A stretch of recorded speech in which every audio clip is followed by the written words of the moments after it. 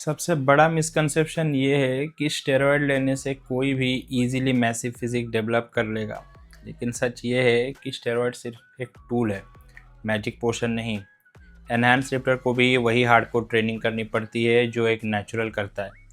अगर एक enhance lifter consistency, discipline और ट्रेनिंग इंटेंसिटी मेंटेन नहीं करेगा तो स्टेरॉयड्स का भी कोई फ़ायदा नहीं होगा।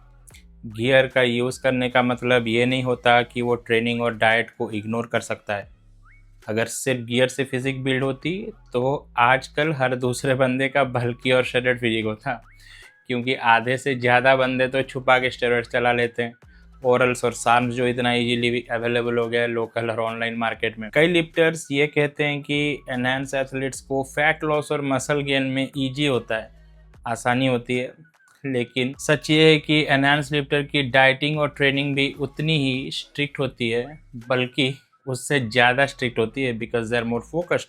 स्टेरॉइड से मसल गेन और फैट लॉस का प्रोसेस फास्ट हो सकता है, पर अगर डाइट और ट्रेनिंग प्रॉपर ना हो तो फिजिक्स सस्टेन नहीं होगी।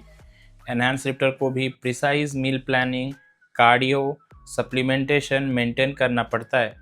नेचुरल लिफ्टर्स को सिर्फ ट्रेनिंग, डाइट और स्लीप का ध्यान रखना होता है, लेकिन एनहांस लिफ्टर को ये सब के साथ साथ पीईटीज का नॉलेज, साइड इफ़ेक्ट्स मैनेजमेंट और हेल्थ मॉनिटरिंग भी करनी पड़ती है।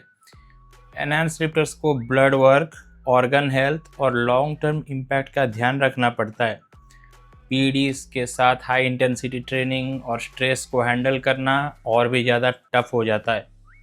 कई लिफ्टर स्टेरॉइड्स के बिना भी एलीट फिजिक डेवलप कर सकते हैं, बट गियर लेने के बाद भी बिना डेडिकेशन का कुछ नहीं होता। नेचुरल रहना एक चॉइस है, पर एनहांस बनना एक बड़ा रिस्पॉन्सिबिलिटी है। हर कोई ये प्रेशर और रिस्क हैंडल नहीं कर सकता।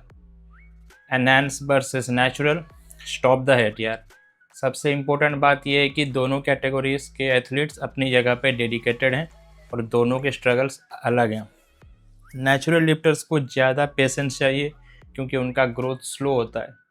एनहांस लिफ्टर को अपनी हेल्थ और लॉन्ग टर्म परफॉर्मेंस का रिस्क लेना पड़ता है। अगर दोनों अपनी जर्नी पे फोकस करें तो एक दूसरे की अचीवमेंट्स को रेस्पेक्ट करें तो ये पॉइंटलेस डिबेट ख़त्म हो सकता है। नेचुरल हो या एनहांस्ड, हार्ड वर्क और डेडिकेशन के बिना कुछ अचीव नहीं कर सकते आप।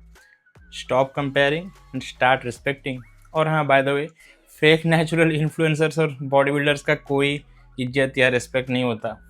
जो अपना धंधा ये एक झूठ के सहारे चलाता है और उसी झूठ को अपना धंधे का बेस बना के उसको कंटिन्यू करता है, I don't think they even have self respect for themselves as an individual.